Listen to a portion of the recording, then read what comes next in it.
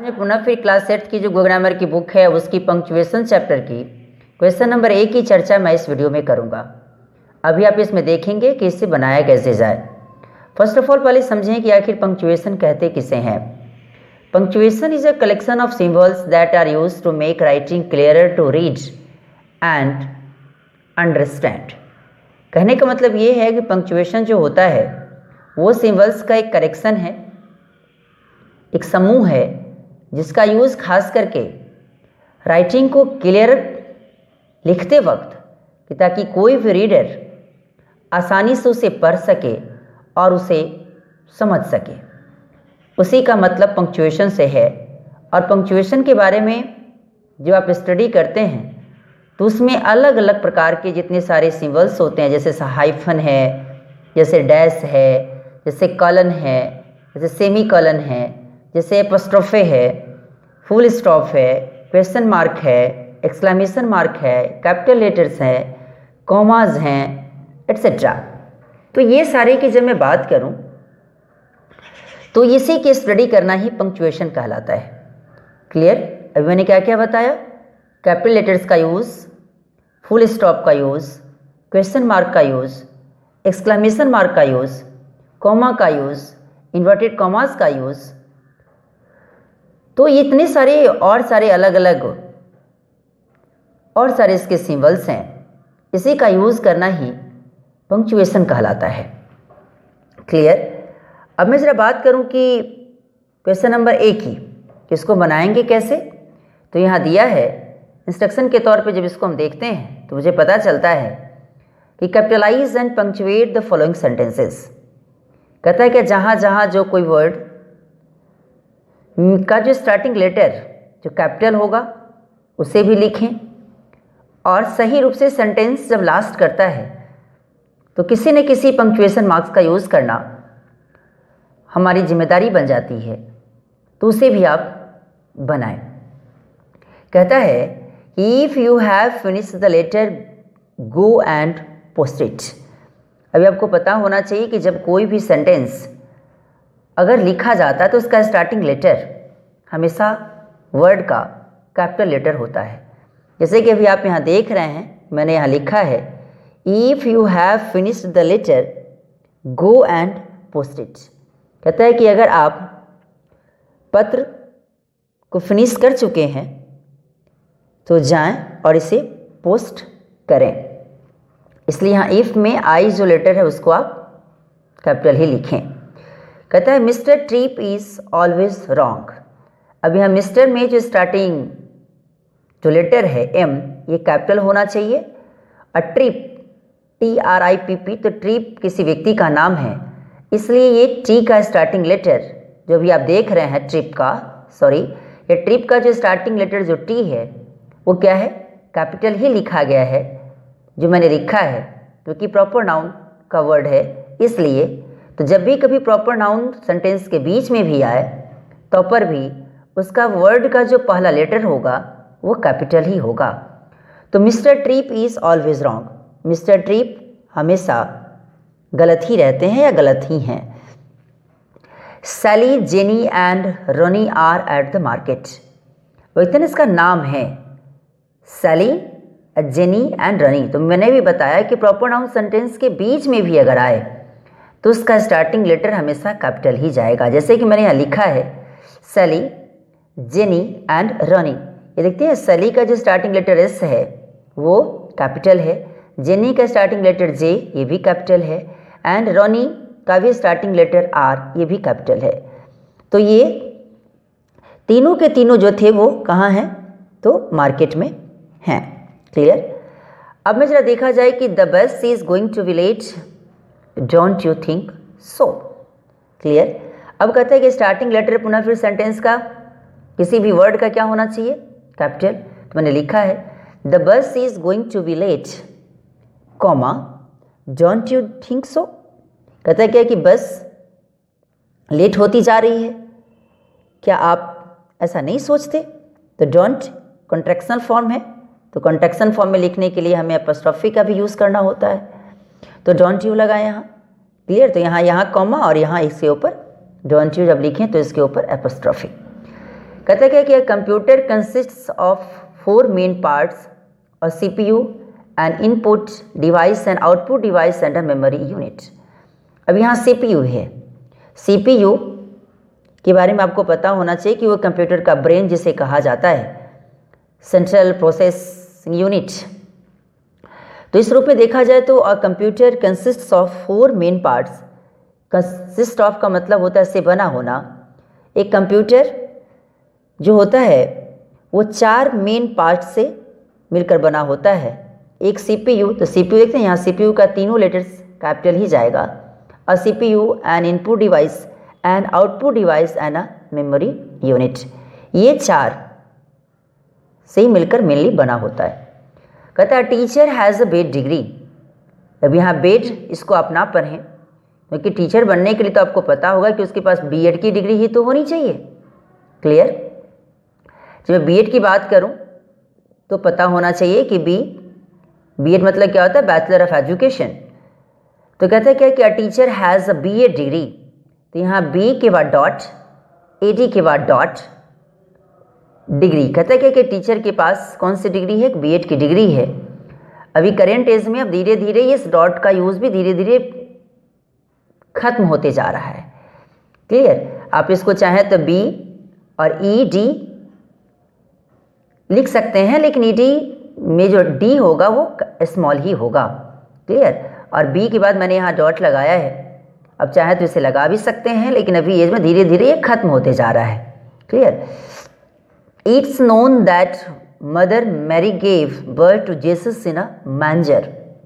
Clear? अब कहता है क्या कि अब यहाँ इट इज़ लगाने के लिए मैंने यहाँ ऊपर एपोस्ट्रॉफी लगाया है। That is known that mother Mary, नाम है मदर मैरी, इसलिए starting letter of mother is capital, starting letter of Mary is capital M। Mother Mary, इसका भी M कैपिटल है, मदर का भी M कैपिटल है। कहता है कि ऐसा जाना जाता है कि मदर मैरी जो जीसस को जन्म दी, कहाँ, तो एक मैंजर में। क्लियर? अब यहाँ देखा गया कि they asked where are the sleep. अब कहता है कि दे आस्क्ड, स्वाभाविक बात है क्योंकि जब वे लोग ने पूछा कि आखिर ये सीप कहाँ है। क्लियर?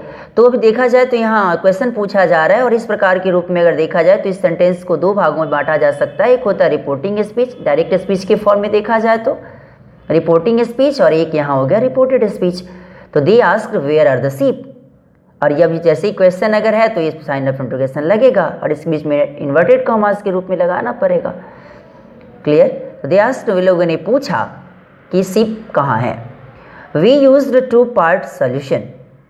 अब यहाँ वी यूज्ड 2 पार्ट के बीच में एक हाइफन दें। We used a 2 part solution, कहता है क्या हम लोगों ने 2 पार्ट सॉल्यूशन को यूज़ किया। अब पुनः फिर चलते हैं क्वेश्चन नंबर 10 पे कि 3 companies participated, Sony, IBM and Mittal. अभी आपको पता होना चाहिए कि कोई भी नया सेंटेंस जब अगर शुरुआत करते हैं आप, तो न्यू सेंटेंस के लिए हमें starting letter of the word का जो पहला लेटर होता है हमेशा कैपिटल जाता है। तो 3 कंपनीज पार्टिसिपेटेड, सोनी ये भी कंपनी का नाम है इसलिए इसका स्टार्टिंग लेटर S। IBM एक कंपनी का नाम है जिसका मतलब होता है इंटरनेशनल बिजनेस मशीन्स, तो ये अलग अलग लेटर के रूप में इसको लिखें। एंड मित्तल, कहते क्या तीनों कंपनी ने क्या की, पार्टिसिपेट की। कौन कौन कंपनी?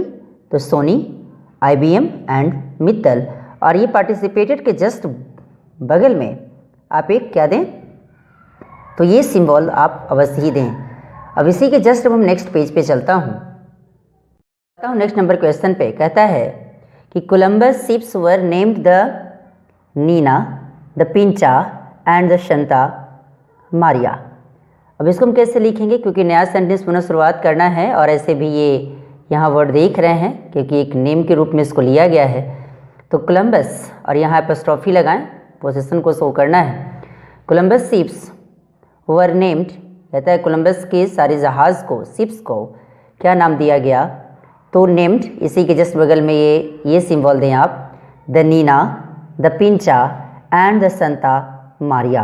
और सेंटेंस में फुल स्टॉप का यूज़ करें, क्योंकि सेंटेंस से स्टेटमेंट के रूप में, एक एसर्टिव सेंटेंस के रूप में दिया गया है। और ये सारे नाम प्रॉपर नाउन के रूप में फॉर्म में लिखा गया, इसलिए इसको starting letter of the words N यहाँ कैपिटल, यहाँ पी कैपिटल, और यहाँ संता में एस कैपिटल, और मारिया में M capital. Rome, Switzerland and Italy are in Europe. पता होना चाहिए कि सारे प्रॉपर नाउन्स के रूप में ये सारे वर्ड्स यूज़ किए गए हैं। तो Rome, Switzerland and Italy are in Europe. कहते हैं कि रोम, स्विट्जरलैंड एंड इटली कहाँ है? यूरोप में हैं। Go to sleep said mother. पुनः फिर कहते हैं कि उसकी माँ ने कही कि सोने जाओ। मतलब क्या कि गो टू स्लीप, अब यहाँ गो टू स्लीप को इन्वर्टेड कॉमास के अंदर बंद करें, पुनः इसके बाद एक कॉमा लगाएं, सेड मदर इस रूप में आप लगाएं, क्योंकि ये कोटेशन के रूप में आपको पता होना चाहिए कि जो बच्चे थोड़े से अगर नरेशन की स्टडी करे होंगे तो डायरेक्ट स्पीच का सेंटेंस ऐसे ही लिखा जाता है। Rohit received a pencil box Prakash watch. अब रोहित ये भी प्रॉपर नाउन है, तो इस रूप में अभी आपने देखा कि Rohit received a pencil box, अब यहाँ प्रकाश और वॉच। क्लियर? तो इस रूप में अभी आपने देखा कि ये क्या है, तो इसे हम कहते हैं सेमी कॉलन। सेमी कॉलन, ठीक है। तो Rohit received a pencil box Prakash watch. Rohit एक पेंसिल बॉक्स रिसीव किया और प्रकाश एक watch. Oh this is terrible news. अब यहाँ ओह कि जस्ट बगल में आप साइन ऑफ एक्सक्लेमेशन लगाएं, दिस इज टेरिबल न्यूज़, यहाँ भी साइन ऑफ एक्सक्लेमेशन लगाएं। ठीक है, कहते ओह ये टेरिबल न्यूज़ है यार। Father, mother, uncles and aunts all came over. अब यहाँ स्टार्टिंग वर्ड का जो लेटर होगा वो कैपिटल होगा, क्योंकि शुरू में आया है। तो father, mother, uncles and aunts all came over. अब यहाँ केम ओवर का मतलब जब बच्चे थोड़ा सा स्टडी करेंगे तो आपको पता चलेगा। कम ओवर का मतलब होता है मिलने आना, ठीक है। और ये पास्ट टेंस में चला गया। केम कहते हैं पापा, मम्मी, चाचा लोग और चाची लोग भी मिलने सारे के सारे लोग आए। Don't cry over spilt milk. अभी आपको पता होना चाहिए कि यहाँ जो अभी आप देख रहे हैं ये क्राई ओवर स्पिल्ट मिल्क, इसके बारे में जब आप स्टडी करेंगे तो इसका मतलब होता है व्यर्थ में पछताना। क्लियर? कहते हैं क्या है कि don't cry over spilt milk का मतलब हुआ कि व्यर्थ में मत पछताओ। क्लियर? अब कहते हैं क्या, इसलिए डोंट में देखिए कि यहाँ डू नॉट जब भी लिखेंगे तो एक कॉन्टेक्शनल फॉर्म है। डोंट इसको ऐसे लिखें और सेंटेंस इंपरेटिव के फॉर्म में रूप में लिखा जा रहा है, इसलिए ये भी सेंटेंस का स्टार्टिंग में डी जो होगा वो कैपिटल और उसके बाद लास्ट फुल स्टॉप से होगा। कहते हैं bacon SAT reading makes a full man. और मैं सारे बच्चे को कहना चाहूँगा कि आप इनकी जो लिखित एक एस्से है किनकी, बैकन साहब की, उस एस्से को आप अवश्य ही पढ़ें। ऑफ स्टडीज़, ये ऑफ स्टडीज़ से लिया गया लाइन है ये। बैकन साहब कहते हैं कि reading make the full man. जो बच्चे इसके बारे में थोड़ा सा डीपली स्टडी किए होंगे तो उनको पता होगा कि पूरी लाइन उनकी इस प्रकार से लिखी गई है कि बैकन सेट। अब यहाँ तो आपका स्टेटमेंट ही ऐसा कहता है क्योंकि इनके द्वारा लिखित ऐसे है। इन्होंने कहा है कि reading make the full man, conference, ready man, writing and exact man. मतलब क्या, बैकन साहब का कहना है कि पढ़ना मुझे फूल बनाता है। ठीक है, कोई व्यक्ति अगर पढ़ना सीख गया तो इसका मतलब व्यक्ति ये फूल मैन बन गया। कन्फ्रेंस, रेडी मैन, और कन्फ्रेंस है वो मुझे तैयार बनाता है, बिल्कुल हमेशा के लिए तैयार बनाता है, किसी समय क्या आएगा नहीं आएगा उससे आपको लड़ना सिखाता है। और राइटिंग एंड एग्जैक्ट मैन, और अगर आप लिखना सीख गए, कहते हैं ना कि अगर आपका लैंग्वेज ठीक हो गया तो इसका मतलब समझ रहे हैं कि आपकी उस भाषा पे पकड़ है। क्लियर? तो इसलिए कहते हैं क्या कि reading make the full man, conference, ready man and writing and exact man. जब कभी पढ़ेंगे ऑफ स्टडीज़ इससे तो उसमें आपको पता चलेगा। क्लियर? तो ये भी आप देख रहे हैं कि एक कोटेशन के फॉर्म में है। तो अभी आप यहाँ देख रहे हैं कि यहाँ ये इन्वर्टेड कॉमास के अंदर इसको लिखें, और इन्वर्टेड कॉमास के अंदर में भी लिखने वाले जो वर्ड का जो स्टार्टिंग लेटर होता है वो भी क्या होता है, तो वो भी कैपिटल ही होता है। तो बैकन सेट, बैकन जिसको हम फादर ऑफ इंग्लिश एसे के नाम से जानते हैं। क्लियर? तो Bacon said reading make the full man, और इन्वर्टेड कमास के अंदर इसको बंद करें, यहाँ फुल स्टॉप लगाएं। तो अब इस रूप से इसको हम लिखेंगे, तो इसी प्रकार से इसे लिखें। क्लियर?